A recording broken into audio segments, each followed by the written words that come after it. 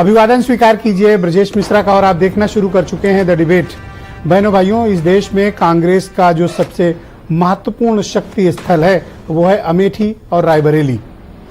लेकिन इन दोनों सीटों पर कांग्रेस अभी तक गठबंधन में होने के बावजूद प्रत्याशी घोषित नहीं कर पाई है। आखिर अमेठी का असमंजस, रायबरेली की परेशानी कांग्रेस के लिए कितनी बड़ी है और क्या कारण है कि गांधी परिवार अपने सबसे ताकतवर इलाके में भी उतरने में असमंजस की स्थिति और परहेज करता दिख रहा है, वो भी तब जब परसों यानी 3 तारीख को अपराह्न 3 बजे नामांकन की अंतिम तिथि है। क्या अमेठी और रायबरेली में राहुल और प्रियंका नहीं लड़ना चाहते हैं? कारण क्या है? आज चर्चा हम इसी विषय पर करने वाले हैं। बहनों भाइयों, इस देश में प्रधानमंत्री मोदी और भारतीय जनता पार्टी को सबसे करारी टक्कर देने का दावा करने वाले राहुल गांधी और प्रियंका गांधी अपने क्षेत्र से चुनाव लड़ेंगे या नहीं लड़ेंगे, इसको लेकर भयंकर असमंजस है। जब पूरे देश में विपक्ष की भूमिका का निर्वहन करने वाले अपने ही क्षेत्र की सीट पर लड़ेंगे या नहीं लड़ेंगे, उनके कार्यकर्ता धरना दे देकर थक गए हैं, परेशान हैं और कांग्रेस के लोग या तो कांग्रेस छोड़कर चले गए हैं और या फिर घर बैठ गए हैं। क्यों? क्योंकि कांग्रेस के इन 2 टॉप लीडर्स ने अपनी स्थिति स्पष्ट नहीं की है। अमेठी से राहुल गांधी आएंगे या नहीं आएंगे, एक बहुत बड़ा प्रश्न है। 2019 में जब से स्मृति ईरानी ने उन्हें अमेठी में हराया, राहुल गांधी का अमेठी से मोह भंग हो गया। अमेठी को वो मुड़कर नहीं देखा उन्होंने, 2-3 बार आए हो तो आए हो, अदरवाइज अमेठी को उन्होंने मुड़कर नहीं देखा। उन्हें बहुत गहरा आघात शायद लगा कि वो हार भी सकते हैं, वो भी अमेठी से। इस बात से दुखी होकर वो चले गए वायनाड और फिर अमेठी की तरफ उन्होंने कोई खास तवज्जो नहीं दी, 1 या 2 बार आने के अलावा। कांग्रेस का जो संगठन, जो स्ट्रक्चर, कांग्रेस को सपोर्ट करने का जो अमेठी में इकोसिस्टम था, वो सब तहस नहस हुआ। स्मृति ईरानी ने इस इलाके में बड़ी मेहनत भी की, डटी रही, 14 की हार के बावजूद 19 में फिर मुकाबले के लिए खड़ी रही। उनके अंदर लड़ने की जिजीविसा है, अपनी धुरी पर टिके रहने की उनकी राजनीतिक क्षमता है और संयम और सब्र है कि उन्होंने अमेठी राहुल गांधी से छीन लिया और हालात ऐसे कर दिए कि अब वो आएंगे लड़ने या नहीं अभी तय नहीं है। यहीं पर स्मृति ईरानी को अमेठी के लिए एज मिलता है, बढ़त मिलती है, तब जब कांग्रेस तैयार नहीं है वहां से अपने सेनापति को लड़ाने के लिए, वहां जहां वो सर्वाधिक ताकतवर खुद को बताते थे। अब चलिए बगल की सीट रायबरेली। सोनिया गांधी यहां से जब चुनाव लड़ी, गांधी फैमिली से कोई भी चुनाव लड़ा, रायबरेली ने कभी उन्हें निराश नहीं किया।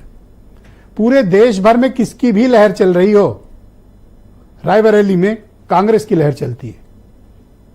पूरे देश में कैसा भी राजनीतिक वातावरण हो, रायबरेली गांधी फैमिली को वोट करता है।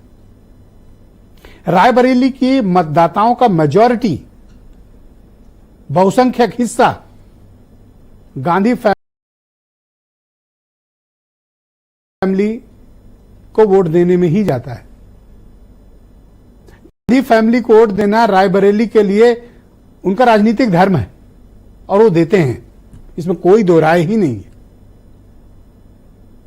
अब जब सक्रिय राजनीति से, संसदीय राजनीति में लोकसभा के चुनाव के लड़ने से सोनिया गांधी ने खुद को अपनी व्यक्तिगत बीमारियों की वजह से अलग कर लिया, तब उनकी सीट पर गांधी फैमिली से कोई भी लड़ने के लिए अभी तक आता नहीं दिख रहा है। यह हैरानी वाली बात है। क्या कोई अपने किले, अपना क्षेत्र, अपना घर मकान और अपने राजनीतिक ताकत को यूं ही चले जाने देता है? कोई कारण है? अब कहने वाले कुछ लोग इसे रणनीति भी कहते हैं, लेकिन बहनों भाइयों, ये कोई रणनीति नहीं। आप इतिहास में उठाकर देख लें, मध्यकाल से लेकर अब तक का, जीत तब मानी जाती थी जब किले पर कब्जा होता था। खेतों पर कब्जा करने से कोई राजा नहीं बनता, किले पर कब्जा करने से लोग राजा बनते। क्या गांधी परिवार अमेठी और रायबरेली के अपने किले को बचा पाएगा? वो लड़ना चाहते हैं या नहीं लड़ना चाहते? इस पे उनके समर्थक और चाहने वालों का भी 2 वर्ग है। जो चाहते हैं कि गांधी फैमिली लड़े, ये गांधी फैमिली यहां लड़ने आए, माहौल बदलेगा, वो बहुत ही शिद्दत के साथ इंतजार कर रहे हैं कि वो आएंगे और लड़ेंगे। लेकिन एक ऐसा भी वर्ग है जो कह रहा है नहीं आएंगे, दूसरों को लड़ाएंगे। क्या इस बात में सच्चाई है? बहनों भाइयों, एक और सीट है जहां के मतदाताओं के साथ बड़ी ज्यादती हो रही है। मैं क्यों कहूंगा ज्यादती हो रही, उसका मैं आपको रीजन भी दूंगा। कैसरगंज। आखिर क्या गलती की है कैसरगंज के मतदाताओं ने कि Bharatiya Janata party ruling party वहां से sitting member of parliament ticket घोषित नहीं हो रहा है। अपोजिशन में समाजवादी पार्टी के पास वो सीट है, टिकट घोषित नहीं हो रहा है। आखिर कैसरगंज के मतदाताओं का कसूर क्या है? वहां से ये दोनों दलों ने प्रत्याशी नहीं दिए अभी तक। कारण क्या है इसके पीछे? क्या है कैसरगंज में जो कोई वहां प्रत्याशी घोषित नहीं कर रहा है? और मैं तो कहता हूं कैसरगंज के लोगों को पूछना चाहिए, जब इनमें से कोई टिकट पाने के बाद उनके बीच आए, कि जिन पार्टियों ने आपको टिकट के लायक अंतिम दिन तक नहीं समझा, उन पार्टियों को हम वोट क्यों दें? जनता को इनकी जवाबदेही बहनों भाइयों सुनिश्चित करनी चाहिए, क्योंकि इन्होंने अंतिम घंटे तक कैसरगंज के लोगों को असमंजस में रखा हुआ है। कैसरगंज किसको वोट करेगा, किसको नहीं करेगा, यह अलग विषय है, पर कैसरगंज को कोई प्रत्याशी नहीं दिया जा रहा है, यह बड़ी गंभीर बात है। और दोनों नहीं दे रहे हैं, सत्ता पक्ष और प्रतिपक्ष। ये कैसरगंज के लोगों के लिए संदेश है मेरा कि वो सवाल पूछें इन लोगों से, प्रत्याशी क्यों नहीं दे रहे हो? और फिर आओगे और 10 दिन में कहोगे हमें जिता दें। इन दोनों से ये सवाल होना चाहिए कि वहां से प्रत्याशी क्यों नहीं दिया जा रहा। बहनों भाइयों, आप कुछ बयान सुन लें, फिर आज की चर्चा बड़ी दिलचस्प है, हम इस पर खुलकर बात करेंगे। अब जैसे इन्होंने अमेठी से भागना पड़ा, अमेठी छोड़ा, अब मान के चलिए वो वायनाड भी छोड़ेंगे।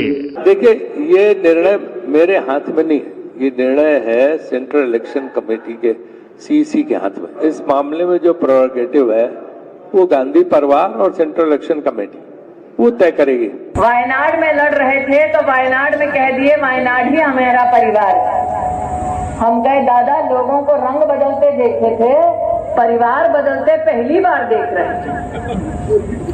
अब कहेंगे एक परिवार वायनाड में है, एक परिवार अमेठी में है। तो आज की परिचर्चा को आगे बढ़ाते हैं। प्रदीप सिंह उत्तर प्रदेश में कांग्रेस कमेटी के प्रवक्ता हैं, दीपक रंजन समाजवादी पार्टी के प्रवक्ता हैं, अनिला सिंह भारतीय जनता पार्टी से हैं, देवकी नंदन मिश्रा जाने माने पत्रकार, और वीरेंद्र सिंह जी हमारे स्टेट हेड, और थोड़ी देर में डॉक्टर एम एच खान भी हमें इस डिबेट में ज्वाइन करेंगे।